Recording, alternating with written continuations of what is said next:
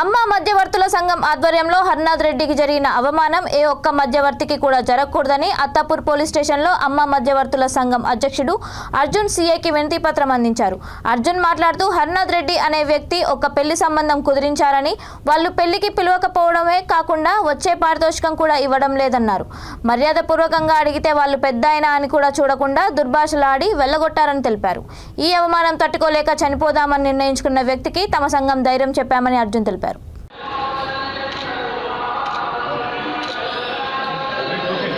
అర్జున్ రావు గారు ప్రెసిడెంట్ గారు నాకు నేను అందులో సభ్యుని నేను మ్యారేజ్ బ్యూరో చేస్తాను. ఇక్కడ అతను మ్యారేజ్ సెటిల్ అయిన తర్వాత డబ్బులు ఇవ్వకుండా పోతే నేను ఎవరిదో పేరు మీద పంపిస్తే నాకు రాలేదని ఆమె నా బూతులు అడగోలుగా తిడుతున్నాడు ఆయన. అందు గురించి మేము పోలీస్ స్టేషన్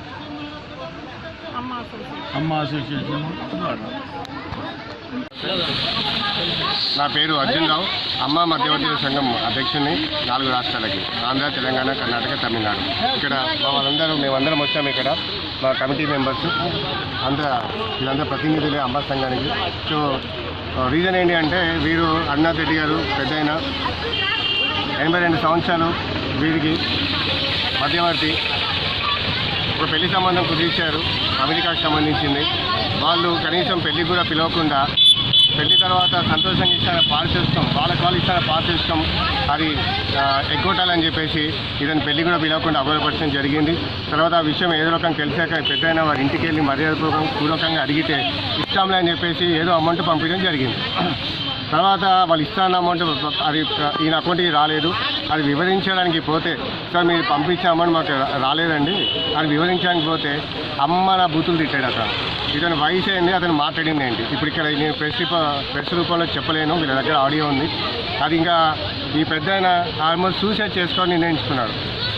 మేము అమ్మ మధ్యవర్తుల సంఘం నుంచి మేమంతా కలిసి ఇతను కాపాడుకొని మా సంఘంలో పెట్టుకున్నాం. తర్వాత మేము ఇలా జరిగిందని చెప్పేసి డిపార్ట్మెంట్లో ఒక పెద్ద మనిషి దగ్గరికి మేము మాకు జరిగిన సమస్య అంతా వివరించడం జరిగింది క్లుప్తంగా. సో వారి ద్వారా ఇప్పుడు మేము ఇక్కడ ఈ లోకల్ పోలీస్ స్టేషన్కి రావడం జరిగింది.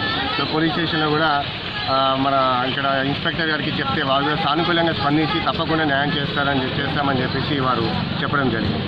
సో ఇక్కడ మేమేం డిమాండ్ చేస్తున్నామంటే ఎవరైతే అలా దుర్భాషలు ఆడారో, అగౌరవపరుస్తూ కించపరుస్తూ మాట్లాడారో ఒక పెళ్లి చేసే మధ్యవర్తిని తప్పకుండా కాళ్ళు పట్టుకొని క్షమాపణ చెప్పాలని చెప్పేసి మేము డిమాండ్ చేస్తున్నాం. అండ్ ఈ విషయము ఇది వీరనే కాదు, ఇలా సంఘటనలు సమాజంలో చాలా జరుగుతున్నాయి. పద్ధతిగా పెళ్లిళ్ళు చేసే మధ్యవర్తులు ఎంతోమంది ఉన్నారు సమాజంలో. వాళ్ళకి సరైన గుర్తింపు ఎలాగో లేదు. కనీసం మీరన్నా గుర్తించాలి కదా తల్లిదండ్రులు.